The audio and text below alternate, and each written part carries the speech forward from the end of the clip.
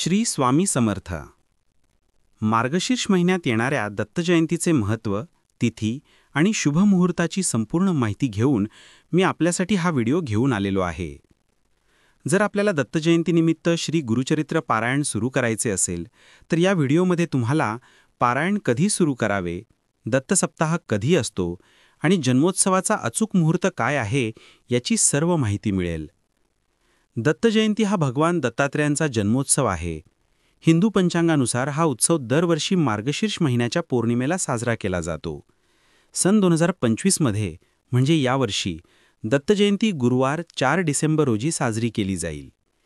यावर्षी गुरुवारचा शुभ दिवस असल्याने दत्तजयंतीचे महत्त्व अधिक वाढले आहे.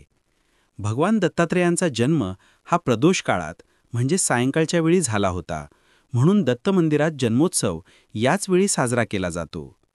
उदयतिथीनुसार पौर्णिमा तिथी 4 डिसेंबर रोजी दिवसभर असल्याने दत्तजयंती याच दिवशी साजरी करणे शुभ राहील. दत्तजयंतीनिमित्त महाराष्ट्रातील अनेक दत्त मंदिरांमध्ये आणि घरांमध्ये दत्त नवरात्र किंवा दत्तसप्ताह पाळण्याची परंपरा आहे. याच काळात श्री गुरुचरित्र या पवित्र ग्रंथाचे पारायण केले जाते. दत्तजयंती उत्सव मार्गशीर्ष शुक्ल अष्टमीपासून सुरू होतो आणि पौर्णिमेला म्हणजे दत्तजयंतीला संपतो. याला दत्तनवरात्र असेही म्हणतात.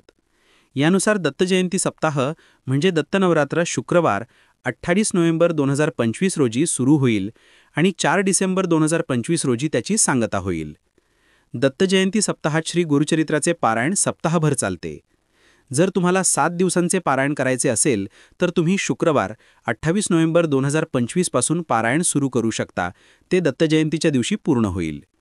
ज्यांना फक्त 1 दिवसाचे पारायण करायचे असेल त्यांनी दत्तजयंतीच्या दिवशी पहाटे स्नान करून ते सुरू करावे. भगवान दत्तात्रेयांचा जन्म हा मार्गशीर्ष पौर्णिमेच्या दिवशी प्रदोष काळात झाला अशी धार्मिक आणि पौराणिक मान्यता आहे. त्यामुळे दत्तजयंतीच्या दिवशीचा प्रदोषकाळ भगवान दत्तात्रेयांच्या पूजेसाठी आणि नामस्मरणासाठी सर्वात शुभ मानला जातो. दत्तजयंतीच्या दिवशी भगवान दत्तात्रेयांनी पृथ्वीवर जन्म घेतला होता. दत्तात्रेय हे ब्रह्मा, विष्णू आणि महेश या तिन्ही देवांचे संयुक्त स्वरूप मानले जातात.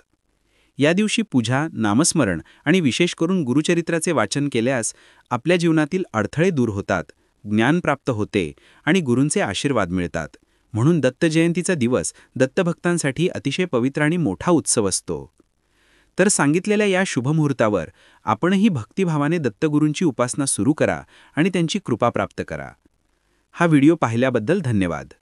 जर तुम्हाला ही माहिती उपयुक्त वाटली असेल तर व्हिडिओला लाईक करा आणि चॅनलला सबस्क्राईब करा.